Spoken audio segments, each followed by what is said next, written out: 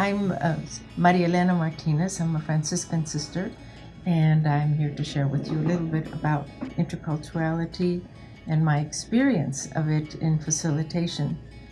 One of the themes that interests me so much is the theme of dominance.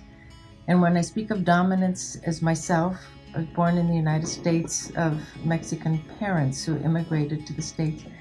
One of the themes I find is that I'm part of the dominant culture, and I know the demographics and geography and everything influences the fact that white dominant North American culture, then getting fewer and fewer in numbers. So I'm not talking about numbers, I'm talking about mindsets, I'm talking about attitudes. And in my work with other congregations, and I work with congregations that are based in the United States, not founded, but at least their mother houses are here. There are attitudes of dominance that seem to predominate that we're not aware of, and I'm speaking of myself at this time. So when I approach groups and there's a diversity of cultures present, I always present myself as I am a simple Franciscan who doesn't have the answers to everything. I don't know it all, and I really ask you to help me and correct me if I am saying things that maybe are offensive or not understood in your reality. So being aware of that, I know that in myself there's a mindset of a dominant culture of this is the way things are done. So sometimes at chapters or at meetings we can say, well, this is the way we do it. This is the better way to do it. And in working with other cultures, I find that other cultures maybe are not as verbal as we are in this dominant culture, North America. I find that we are very time efficient. We believe in getting things done well and quickly, and we want the outcomes. We have a certain sense of what would help. Whereas in other cultures, I find the greater value here is about relationship, enjoying the time that we're together, and there's more creativity. There's opportunities that are not verbal for sharing how I feel or how I see things. That would be more like symbols, rituals, rather than using newsprint to write down all of our ideas. They would be folks who might appreciate being able to draw what the response is to a question. So I find that the theme of dominance, that this is the way to do things, we're highly verbal, we're highly into efficiency. We also want this whole sense of time to be out there and outcomes. It's not valued as much in other cultures. So paying attention to that, paying attention to myself when I'm saying this is the way to do things is really important at this time. Another thing around dominant culture is that when English dominates, and we get the interpretation and we get the translation, just know that it's not just necessarily about language, but it's cosmovision. Cosmovision this is my way of seeing things that are important, and when it's an English-dominated congregation, then there are a lot of assumptions that this is the way things are done. Whereas when they get translated and put into another language, it's not the same, as you know, it's not the same. Interpretation, translation, it doesn't communicate the same concepts or ideas. So I find that it's important to pay attention to the way that things can be explained or said differently, or be as attentive to myself when I'm dominating with an English way of doing things.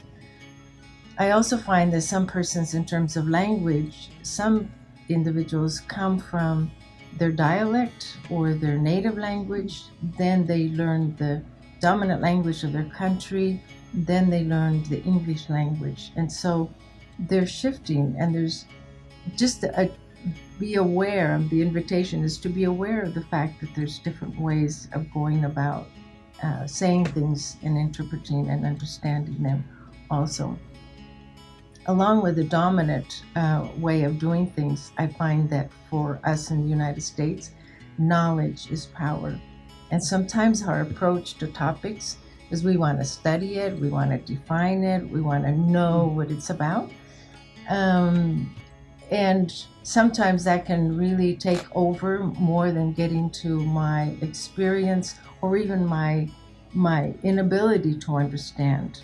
Interculturality means I leave my place of comfort and enter into your world to understand. If I, maybe I can't understand it, but at least I would know that there's a different way of looking at things.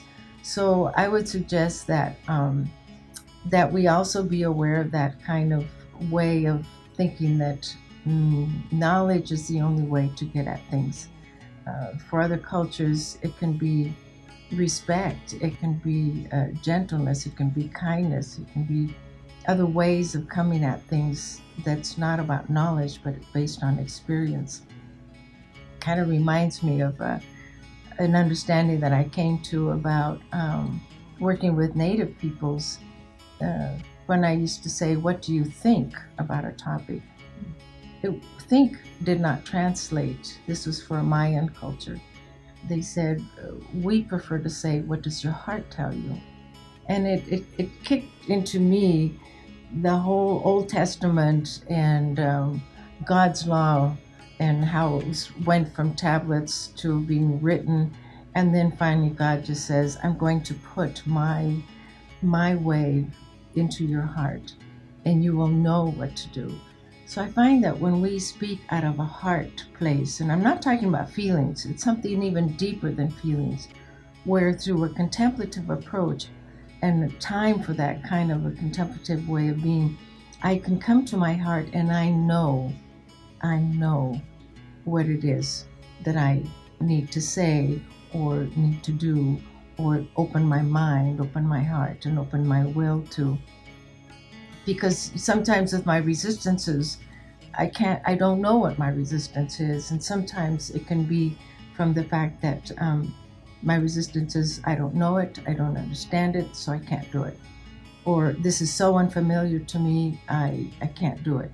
And it's go into the silence of your heart and you know what is right. Or you know that I know it's my own vulnerability of not knowing that frightens me, puts me in fear, or it hits my control, desire for control, or it hits into insecure area in me and I can resist or not want it to be that way. Or I know that sometimes my preferences is when it's something familiar to me that I can control and know the outcomes. Whereas working with other cultures, it's a matter of entering into a symbol world, a creative world, a ritual world, where it's not words, where it's not thinking it through, but it's going to where my heart speaks to me and tells me this is the way to go. So I find that there's a richness of shifting, calling myself to shift from a dominant way of thinking and of the shifting from knowing with the head to knowing with the heart. And sometimes some congregations tell me, "We are so heady, help us move into the heart." And I appreciate that because then it opens up a world of creativity, symbolism, ritual, not knowing that take us into mystery, and yet the mystery, you can have concrete outcomes that you would want in a chapter. And it comes from a place that we have met each other as to who we are. And I've been transformed and changed from the way I see things because I begin to realize that you have a different approach than I do. And I can move out of my comfort zone and move into yours. So I would invite this way of opening myself up to the awareness of when I'm operating out of my dominant culture way of being, my assumptions and my needs and my fears of not being able to define something, verbalize it, and shift into this beautiful, creative, wonderful energy of finding symbols and finding other ways, heart ways of coming to an understanding. So for me, In facilitation, I find that working with groups and always looking for alternatives for coming to dialogue and discernment and decision making, I have to let go. I have to let go and move into my sister's space, creative space, and certainly in that way know that we are one, which is the experience of a chapter. Usually we're meeting, we're the same, we come from the same place and the same heart, the same mission, same charism. But it's a beautiful world to explore, really. Thank you.